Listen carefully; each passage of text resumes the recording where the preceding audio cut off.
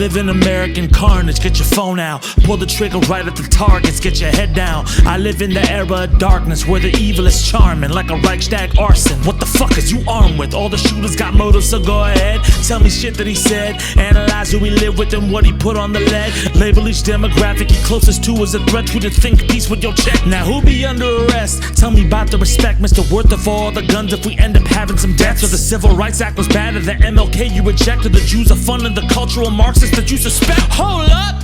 How many buses at the insurrection? How many great replacement theories that you found impressive? How many Islamists that swore the left is using to slit the throat of America? White supremacist narratives, oh my god!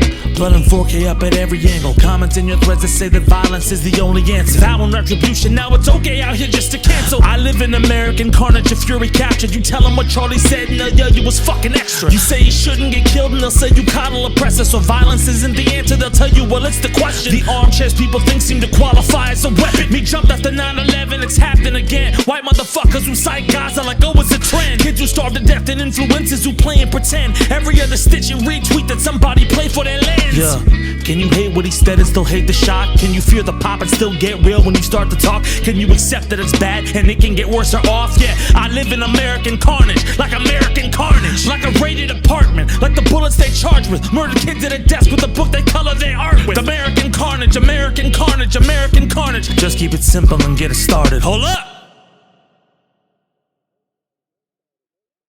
Too much. Hey, thank you guys so much for watching Freestyle the News. If you like what you heard, please hit that like button like an electric S1 into a full combo, active tag into an OTG into super. And then leave a comment on your favorite bar. I love 2XKO and I want to talk about it, but we have so much else to talk about this week. How was your week? How did your week go?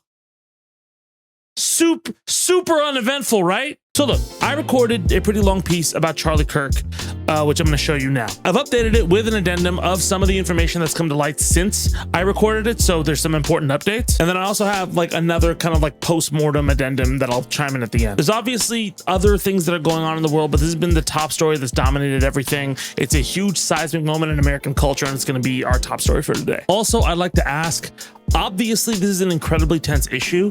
I'm trying to cover it from multiple different angles. If you couldn't tell from how the rap feels like a bunch of different things happening at once. I think all perspectives are valid, save for let's start a civil war. I think that's not a, I don't like that perspective, but I try to cover multiple angles here while still trying to give you my take on it. So please listen to the whole argument that I have and specifically what I'm saying. I know a lot of people want to jump to things and get very reactionary because it's an intense situation, but I'm not invalidating your experience. All right, that being said, here we go. If you haven't heard by now, Charlie Kirk, political pundit, culture warrior, and founder of Turning Point USA, was shot in the neck yesterday and subsequently died during an on-campus event in Utah. There are videos from multiple different angles of this happening that I am not going to show here, but that are easily searchable all over Twitter. They're incredibly graphic and instantly horrific after you see them, and they are not the only video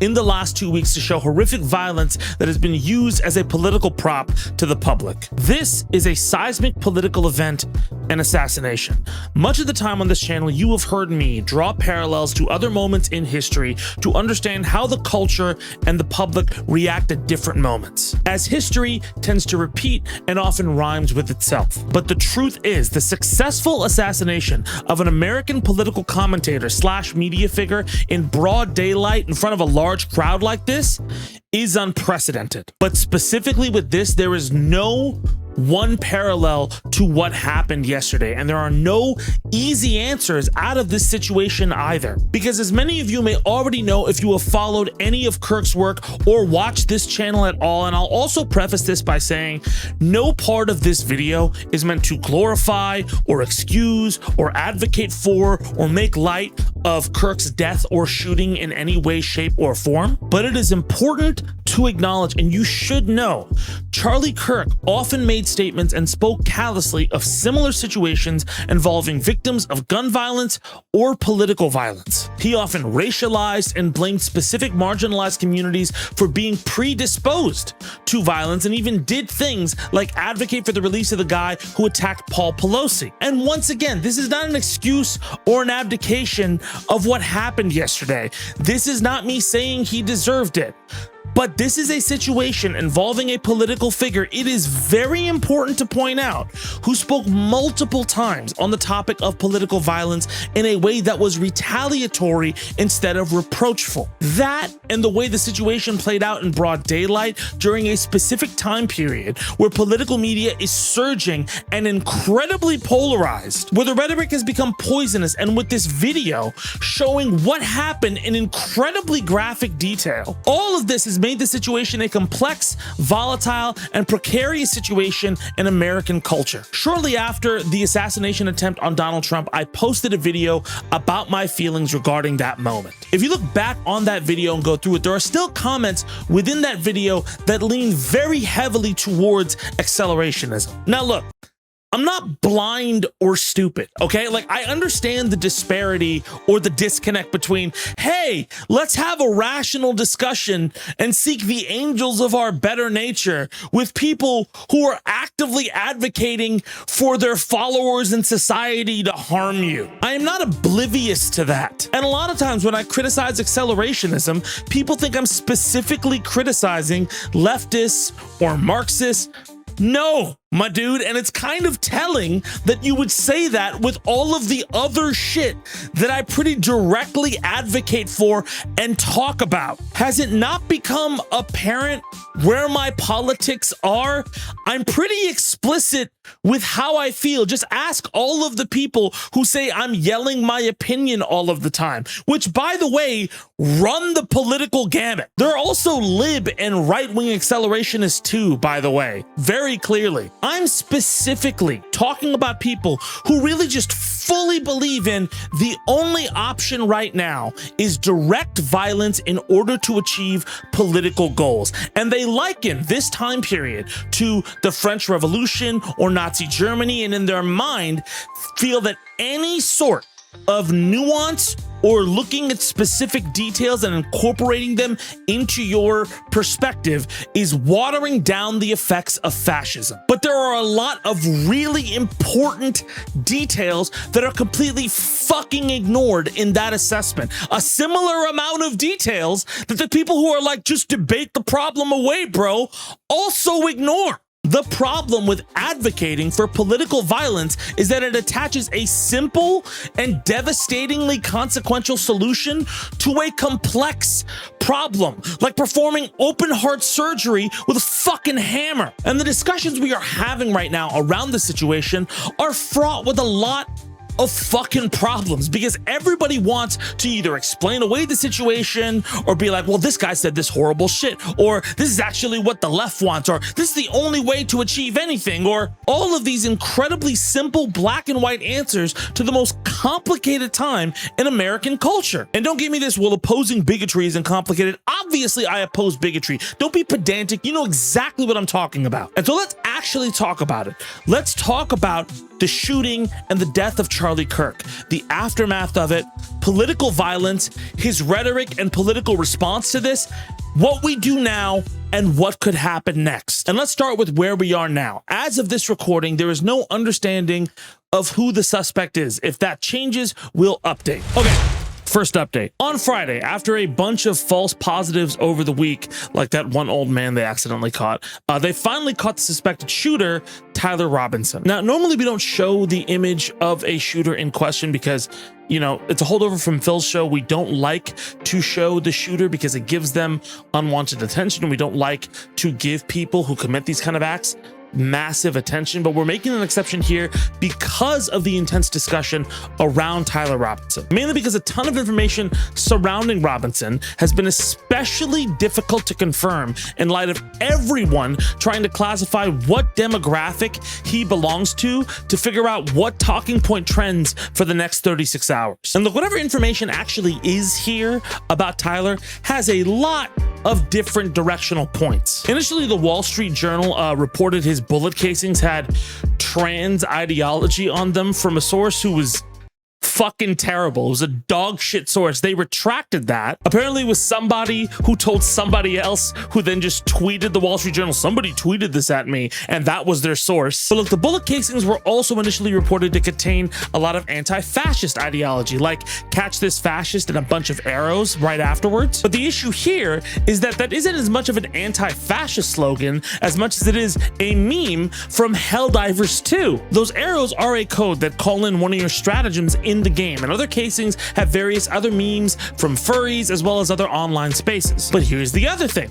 The tone of all of these actually doesn't even come across entirely as either sincere or ironic, which makes it hard to tell where it's coming from, because one of the groups that heavily criticized Kirk was the Groypers. If you don't know who the Groypers are, they are a white nationalist group led by noted white nationalist and Nazi sympathizer Nick Fuentes. They are heavily online and seeped in meme culture, and it isn't a stretch, sincerely, to see the messages matching their ideology in a slightly ironic way, because even though Fuentes is crying foul, like saying Kirk and that violence is unacceptable, there are a lot of times where he has pushed for violent means like a holy war or a white uprising. And Kirk in general was a mainstream conservative who the Groypers just did not get along with. They would often disrupt Kirk's events on college campuses, saying that he was watering down Trump's message. But look, also, there is a chance that those bullet markings are sincere, and it was as well reported that a family member in the days leading up to the shooting had expressed to Tyler that Kirk had hateful ideology. Tyler had mentioned that he was going to attend one of the rallies, which was this one. But also, a lot of but alsos in this. A lot of Tyler Robinson's photos are with guns and his family, who have consistently confirmed that they are all very MAGA. They're very, very, very super MAGA. But also, allegedly, as of this recording, they're now saying that he had a secret transgender boyfriend, or a roommate who turned him in actually instead of his father, or a secret transgender roommate. You're noticing a pattern here? After every school shooting we had post-Columbine, or terrorist attack, or, any major incident post 9/11, there was always this ritual of, hey, what was this person? Okay, attack their ideology or culture because that is a threat to America. That seemed overgeneralizing or racist sometimes. So the counter of that came when people started criticizing how a lot of times when it was a straight white guy, they were reported as a lone wolf in these sorts of events, while minorities were often widely criticized as this haven of either gang violence or anti-United States activity or whatever, or mental illness. And now that has evolved into this fucking game where after every single shooting, there is a competition to identify the race, the family, the region, the sexual orientation, and the political affiliation of the murderer to go, see? Insert what they are here is pure evil and insane and wants to kill all of you and must be expunged. Which, by the way, even for the counter protests of what this used to be, is now what this is. Like, we were trying to avoid overgeneralizing and getting into this thing where we just find a demographic and paint it with a broad brush. And that's just now a game we all tacitly accept, but in both directions. And for the record, I think Tyler's family being like aggressively MAGA is kind of weird, because that ideology is very dehumanizing to people who look like me, right? And conspiratorial in the worst ways. But also, I don't think his family are okay with this, because allegedly they turned him in, or his secret transgender roommate. I don't know, whatever reports to believe. But also, oh my God, I've said it so much. I don't think they immediately shed a tear for the Minnesota lawmakers who died weeks ago in another shooting. I mean, I don't know if they did or not, but I mostly don't know why the fuck we're playing this game anymore. There are people who espouse this theory that everybody from a specific demographic is the same, and we should judge them all the same as a threat. And if they all die, the world for us would be a better place. And instead of saying, hey, that's fucking insane, we've said, hey, that's fucking insane, let's also do that. And people are still actively fighting to define who is to blame for the shooter. This is to blame for the shooter. This debate. Because if they want attention, you gave it to them. If you have an enemy, you now hate them. And the bigotry and polarization and political violence have increased, not decreased. And most of the time, you end up reading their manifesto or looking at their fucking bullet casings. And now, you even have people suspecting it was an inside job from Israel, which is the craziest fucking work I have ever seen. That is why I put a line in there about people fetishizing Gaza, because it is crazy to me, especially for how long I followed it and it's been a part of my life, this specific debate, that a bunch of people who have been talking about Gaza for less than like 3 years attribute Israel to everything, but were silent about this issue for like the last 15 years before that, or every single moment that something major happened. For the record, no, I don't think it was an inside job from Israel. That being said, be careful about what you hear about the shooter over, like, honestly, the next week. There's not a lot of good faith discussions about what happened, just ways to fucking attack other people and people denying facts and then inventing more things. It's hard to tell what's what right now, but just be careful. A lot of people are trying to spin some shit. Moving on. If you've watched this show before, you know that I'm very, very adamant about safeguarding private information. I do understand that we live in a world where every single thing needs an account now. Hey, do you want to drink out of this water bottle? We'll make a waterbottle.com account. Oh, you bought a thing that makes coffee? Well, download the app that requires an account for the thing that makes coffee. Why? Why do I need an account for the thing that makes my coffee? It is the worst kept secret in the world that every single one of these services is basically just there to take all of the information you give them about yourself and then sell it off to a company that sells off that information to anybody who's willing to pay. It's the reason why you can find your name on some people finder websites. It's the reason why a lot of people can find their addresses, their phone numbers, why apps use your biometric data and just advertise random shit to you. And with the way the world right now is going, that's why I still stand by and have Incogni, the sponsor of today's show. Let's get this out of the way up front.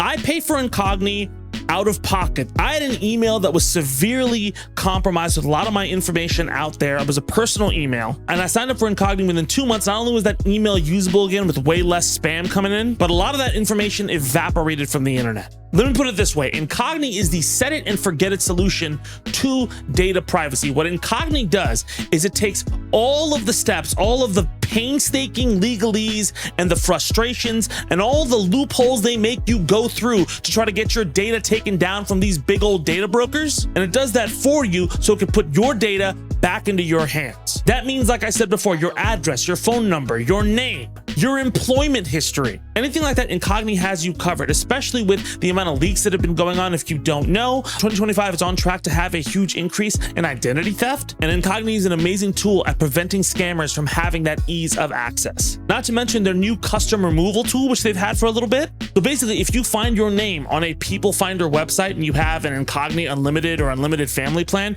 you can literally just point to that website, tell Incogni what's on that website and where your information is, and they'll get that shit expunged stat. And not only that, Incogni gives you monthly updates on where your data is at. Here's my data when I started Incogni. Here it is now. There's new cases constantly coming in, and like I said, I feel incredibly protected by all of this. And look, if you want to try Incogni for yourself, you can go right now to incogni.com/Tabani, enter in the code Tabani, and get 60% off an Incogni plan today. 60% off? That looks like my bank account after soundproofing this room. I know you can't see all of it there because it hasn't happened, but you see the panel there? That's part of everything that I lost. It was expensive, but I will say this service is reasonable and I do very much so believe in it. It's not fear mongering. I have used this service. I pay for it personally, and it has helped me specifically have a much safer time on the internet. So look, if you want your privacy safeguarded, if you're tired of having your information compromised by random places asking you to make an account there, and if you like this cool rap news thing and you want to support it in some way, go to incogni.com/Tabani, enter in the code Tabani and get 60% off an Incogni plan today. All right, back to the story. Now look, in terms of the shooting, like I said, the footage available is horrific and very graphic, and we are not going to post any of it for obvious reasons, and I really do suggest you don't watch it. And again, I know that makes people want to do it, but trust me, you are not going to gain any insight from this snuff film. It's really fucking bad. Almost instantly, it was apparent that Kirk was probably not going to make it. His family was in the audience watching this happen, and apparently amongst the students, there were also a few left-wing creators present as well. Everybody present, regardless of political spectrum, was shaken up, because when a sniper rifle goes off and hits somebody in broad daylight, it's traumatizing when you're there. Almost instantly, there was condemnation across the political spectrum, with dozens of people immediately decrying how bad this was. And part of me wonders if that was an effect of the video as well. If you look at people's reaction to the video, it's very apparent how quickly that switch flips. Where you can click, oh, he's dead. Oh my God, he's definitely dead. Oh my God, I can't believe I just saw that. Oh my God. Oh my God. Oh, he definitely got shot in the neck. Oh my God. Oh yeah, no, that footage, that you do not want to see that. You do not want to see that. You do not want to see that. That footage. That's one thing too. Almost immediately after this happened, I was on a podcast and one of the other people on it said Hasan's stream is going to be just flooded after this event. And this was before any of us really actually saw the video. And in that moment, even off stream into the larger amount of like the discussion going on, a lot of people seemed laser focused on Hasan to see what his reaction would be, because we live in these crazy fucking times, and there was this implication, at least around Twitter, that Hasan was going to be like, oh, fuck around and find out. But again, that gloriously misunderstood the moment, because almost immediately Piker denounced what had just happened, even commenting that he was supposed to debate Kirk at Dartmouth weeks from now, and that this could have happened with him in the vicinity at Dartmouth, with him possibly in danger as well. But in general, rapid denunciations on Twitter, YouTube, Instagram, most places you can find content. I'll talk about TikTok in a sec. Now, notably, as you probably heard, there was another shooting of Minnesota lawmakers who were also killed that recently echoes this moment. There was far less fanfare or plethora of denunciations from the right about that, and in the news cycle, it wasn't an enormous seismic event like this was. Nancy Mace was even seen soon after yesterday responding to the Kirk shooting with "Democrats own this," and when asked about the Minnesota lawmakers who had died and if Republicans would own that with that converse logic, she just scoffed and dismissed it. Like, oh, are you kidding me? Which is irresponsible as fuck, Nancy, even the initial frame you gave. But also, there was a school shooting yesterday, which was glossed over and also underreported. I agree.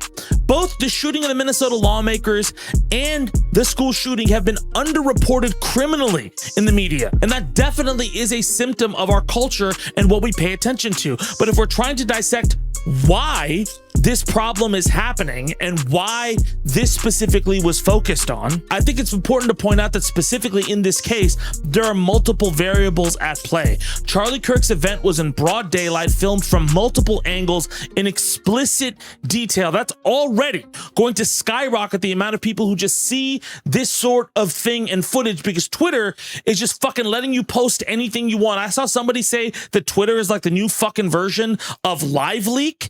Yeah.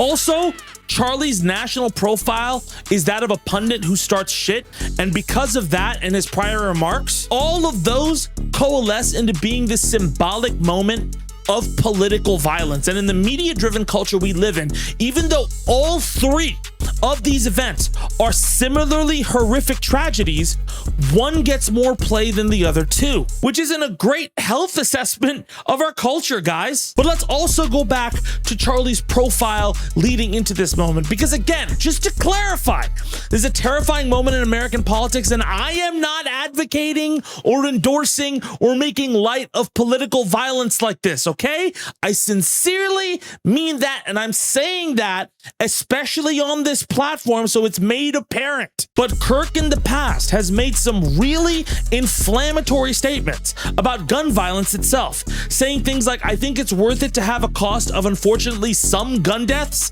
every single year so we can have the Second Amendment. That is a prudent deal. It is rational. Nobody talks like this. They live in a completely alternate universe. That is a fucking insane statement, as well as the statement, I can't stand the word empathy, actually. I think empathy is a made-up new age term that it does a lot of damage. Online, a lot of those quotes are going viral as accounts like Libs of TikTok try to act like it's some horrific thing to remind people that those quotes exist after the death of somebody, as she tries to get those people fired from their jobs or dox them. But by the fucking way, if you feel bad about Charlie Kirk's death, that would mean you are at odds with those statements, and criticizing them is fucking fair, while at the same time saying this shooting was horrific, Chaya. But when it comes to politicizing this, a few hours after the immediate denunciations, a lot of pundits chimed in on that culture war tip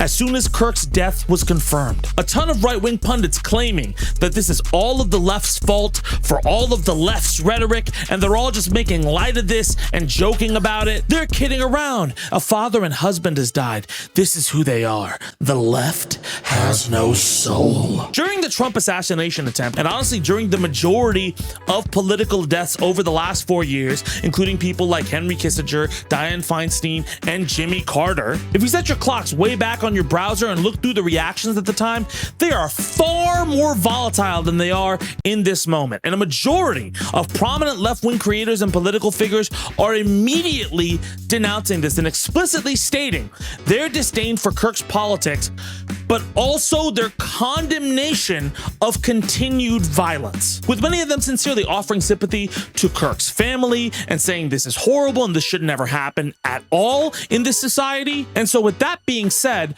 fuck you, Chaya. You're consistently callous about this shit and you want more political violence, not less. You're a fucking liar, and you're using this dude's death to deliberately make things worse. The political gamesmanship, though, didn't really stop there. There were a lot of talking points you saw filtered through a lot of posts all of a sudden. Charlie Kirk was going to be president. He knew it. I knew it. His enemies knew it. Everybody knew it. Nobody fucking knew this. Nobody was like gunning for this, like, oh man, this is a future president someday. There are plenty of right-wing and left-wing media figures the media immediately just jumps to, well, wouldn't they be president someday if they have an ounce of popularity? Kirk isn't one of them. If you're mourning him, you don't have to fucking lie about him. He's a political pundit, right? He was an incredibly strong political pundit. There are plenty of things in the conservative sphere that I'm sure you can give him credit for, specifically with media. But the framing of this specifically is to martyr him so you can encourage people that the left is actually barbaric, and collectively in politics monsterize and generalize that they took something from your base and you should activate and become more hostile and aggressive in this instance. Like you must attack them and retaliate, which will make everything fucking worse, you clowns. For you too. And again, just to clarify, me feeling you are clowns is not excusing his death. Me pointing out Kirk's very real, insane statements that are at odds with how y'all feel right now isn't making light of it. It's saying, isn't this fucked up? And on that note, if you're on the other political spectrum and thinking, Zed, why are you saying that I should have empathy for this person who said this and this and this? I'm not. Listen, I'm not saying that you have to suddenly like mourn Charlie Kirk and like feel like massive sympathy and empathy for him, especially after a lot of the things that he said about the deaths and pain of marginalized people. I'm not going to tell you how to feel about a person who put himself in a position to be divisive and often took positions that were aggressively vitriolic and inflammatory and meant to be controversial at times. Kirk made a ton of fucked up comments about black people and gay people and Muslim people, and a lot of others. He made light of shooting victims. This video was not meant for you to suddenly like evangelize him. That's disingenuous. But you can have all of those feelings and also decry political violence. But these ideas are not mutually exclusive. Once again, this isn't, let's take our ideas to the debate table and look to the angels of our better nature, or suddenly Charlie Kirk is a hero of free speech, because he definitely tried to stop block speech multiple times. This is me saying, when somebody wants to talk politics in public, they shouldn't be shot in the fucking neck in front of everybody. And that shouldn't become normal. That's fucking crazy. That is a line that makes everything worse. And if you are saying that we are already at political violence, let's break that down. ICE raids, the assassination of the Minnesota congressman, and other people who have died under this administration's policies are obviously political violence. But people saying things like, they're already doing the worst things, we're already at the worst case scenario. No, we fucking aren't. This could get a lot fucking worse. You want proof? Here's a couple of world parallels. Ireland and the period called the Troubles, where each side painted each other as violent extremists who were already predisposed to trying to kill the other side. And because of that, bombing and sectarian violence became incredibly normal. 3,500 people killed, over 47,000 people injured. That's mostly innocent civilians. And even if you think, oh, well, there were some progressive reforms after 30 fucking years, they all came with caveats, by the way, like segregation was still a big thing. Dissident groups still existed who were really looking towards violence. In fact, a lot of Irish politics became involved around not trying to activate those groups to start firing at each other. Again, all that came at the cost of 30 fucking years of just insanity. Oh, is Ireland not a good example for you? Sure. Fine, let's look to another lesser known example, Weimar Germany. But hey, you remember how people like to say we're already in Nazi Germany all the time? Well, do you know how Nazi Germany fully became Nazi Germany and fully fascist? Well, it was because of brawls, assassinations, and rampant political violence between groups in the streets that helped the Nazi Party build their whole law and order fucking narrative, right? To eventually push the public into accepting fascistic reform. That fucking problem, by the way, is the way fascism and authoritarianism takes hold, according to multiple scholars on the subject. And this is a historical fact. And case study, it's been seen multiple times, right? People baiting political violence to gain power, specifically making groups conflate their plight with parallels that make them think there's no way out other than violence in order to leverage the attacks and give authoritarians or fascists a stronger position to coerce the public from. Much of the time, these dictators need public support to take over institutions. That is a constant amongst multiple instances where that kind of stuff has happened. So again, this is not saying that we are not already in a bad place in terms of political violence. Yeah, clearly we're in a fucking bad place, but there is a difference to fighting with a disadvantage strategically to level out the playing field and playing into that disadvantage to make the chasm wider, because again, you shouldn't be fucking shot in the neck for your fucking debate bro content grab. By the way, FYI, Charlie Kirk wasn't known for like converting anybody to conservatism. That's why the notions of him almost becoming president are a load of bullshit. Most of the people he captured were already predisposed conservatives. He was mainly there for mobilization. He's not like Hasan Piker, which many people credit for introducing them to socialist or leftist politics. He's more like Harry Sisson or fucking Dean Withers or Pearl Mania. He was mainly there as comfort food for his base. That's not me pulling it out of my ass or vibes. His analytics and growth strategy fucking showed that. If you have any semblance of experience in social media marketing or digital marketing at all, it's really fucking clear what demographic he was playing to. Concretely, his strategy was built around that. Mobilization and partisan growth are two different goals. So his death does not stop that pipeline. But what does happen from here? Where do we go? Well, there are a couple different things, because there are so many people who are being so activist about denouncing this early on. There is a strong chance that that will blunt the amount of people trying to escalate it to a more polarized and violent state. There is a heartening chance that tensions cool and we reset. We don't have direct historical parallels, but here's the closest I could find in the mid-2000s. Around 2004, there was a video of Nick Berg, an American in Iraq who was beheaded on video, with that video released over the early internet. That video was gruesome and played into the Bush administration's politics of this is who we're fighting, barbarians, while also being used by the anti-war crowd as this is how the US has inflamed extremism. Now, these are both situations of horrific violence on a video that spread to a mass audience. Nick Berg was actually one of the first videos that did that, and that heightened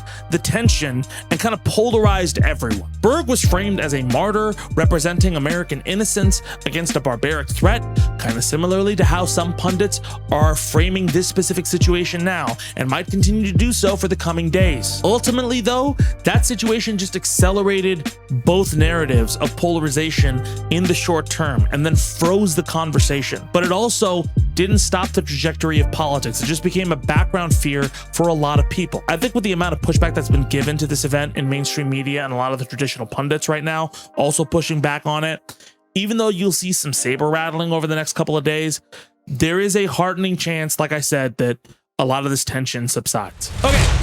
I got one more addendum for you, and there's been some updates on where things are, so let me just bring you up to speed. Shortly after the calls to decry violence from a lot of mainstream commentators happened, a lot more extreme voices got super fucking active all of a sudden.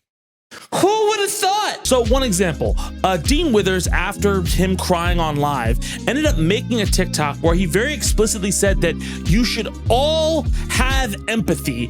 Doesn't matter for Charlie Kirk's family. How dare you not have empathy? You're a terrible person. FYI, I don't necessarily really agree with that. I think you should feel how you feel about Charlie Kirk given his legacy, but obviously I have my points about political violence and how you shouldn't condone that and how that makes everything worse. Okay, but look, Dean got a lot of pushback on that, especially from African Americans who felt some type of way about all the shit Charlie Kirk had said about black people and Martin Luther King and the Civil Rights Act. And then as those comments evolved, you suddenly got certain people who were really extra saying violence is almost always the answer, which is fucking insane, as they selectively cite well-known moments in history where violence was necessary and revolution happened, but excluding a lot of the other very moments in history where violence led to worse things and not progress. But look, in general, the American public, it seems, is very shaken up by this. And while a lot of people are worried about the sanitizing of Kirk's image, I don't think that's how the narrative is going right now. Now, before you write me a 4-paragraph MLA-styled essay in my comments, that doesn't mean there haven't been attempts to sanitize it. Obviously, there have been, but if you look at the mainstream narrative collectively and at how the headlines are covering it and how it has evolved over the last couple of days, it evolved into Kirk was a figure with wildly controversial views that was assassinated. And that is a line that has troubled and escalated tensions within American society. Which means if you're in like the general public, right, and didn't really know a ton about who Charlie Kirk was or had tertiary understanding of who he was, most likely with how these stories are going, you're not just going to blindly evangelize him. You're going to go, wow, that's wild. I'm really worried about how things are escalating in this country in terms of rhetoric, which, to be fair, is neutral and doesn't necessarily sanitize his legacy, nor does it bring up the other very real moments of violence that occurred in Minnesota or at that high school that happened during the same time, although there are a few articles that do go out of their way to mention it, right? Like in context. So, you know, the narrative is doing a little bit of work to make that apparent. So not entirely lost, but look, in terms of like specifically the media coverage and the press, the situation is quite a bit dramatically different than a Reichstag fire situation. Even though it's still active, right? It doesn't mean that we're all out of the woods yet. The temperature still needs work cooling down. What I would say is that if you are worried that Charlie Kirk's ideas are going to become normalized and mainstream to the nonpartisan American public, that isn't happening. Like most of the time, like I said before, Kirk's ideas kind of only play to people who are already within conservative ideology, right? Like he's not somebody who will convert you to conservatism. He's just going to basically mobilize people who are already mostly conservative. If anything, this would probably push more independence away from not only like Kirk's ideology, but even leftist ideology, because it feels like politics is a very toxic field with the way this is being covered. And even though I want people to be aware of it, it can get very toxic. If anything, this does feel a little bit like the Nick Berg situation, but with a little bit of padding from commentators like really trying to dial down the tension. This is already a longer video than I thought it would be, but I'm going to leave you with this. There are countries in the world where political violence does become normalized, right? And the push towards progressive or more socialistic or more equitable ideas drifts further away. In India, political violence is normal, same with Pakistan. And as somebody who's half and half from both of those places, the political systems in those countries are fucking busted. That's why I criticize this sort of stuff. It's not a criticism of leftists or people who are frustrated with motherfuckers both siding everything. I hate that shit too, right? Or to be honest, any political ideology. If the currency you use for there is a divide and a problem here, how do we solve it, becomes fucking shoot it, your country becomes chaos. There are dark moments in US history where assassinations became the norm, right? And it was really fucking bad. And eventually civil society and institutions pulled back from that. We're at a point in US history where corruption has a lot of power and leverage, and where polarization and the ability to problem solve is broken, where moneyed interests fuck up a lot and violence plays into making those things worse. Let's say, like accelerationists want, it becomes open season on political commentators, and there are retaliatory attacks, and a bunch of commentators either backed off or stopped moving around, and smaller creators got hit or violence was taken against them. People just in general expressing their opinion would fear violence. And then the only people who had a major voice in politics or even in fucking comment sections were people who already had a shit ton of money for security or who were able to insulate themselves with the status quo. That seems like it would be way fucking worse. Look, there's a path to class consciousness and solving the problems of capitalism and fighting fascism, right? To practical gun legislation so this stuff never fucking happens, to far less propaganda. But that starts with not oversimplifying an issue as all of the noise tries to pressure you to do. It starts by putting down the fucking hammer during the surgery and grabbing the scalpel. Let me know what you think in the comments. And again, I'm not here for a theory war. I welcome disagreement sincerely, even though I get mad at people who are trolling. I'm not telling you to glaze Charlie Kirk's legacy. Obviously, there's a lot to criticize. I have done it, right? And I don't think he would be as cordial or nice if it was a left-wing creator in an alternate universe who this happened to. I'm just saying being escalatory is counterintuitive in this movement. Either way, I love y'all. Appreciate y'all for being here. Thank you so much for watching. And that's our show. Thank you so much for watching. Remember to like, comment, subscribe. We'll be back next week with more. And get off the internet for a little bit. It's very, very exhausting. It's very, very toxic right now. I know it's scary, but I promise you, getting some fresh air and not just letting yourself drink all the poison is a good thing. My name is Tabani. Thank you guys so much for watching, and I'll see y'all soon. Let's go.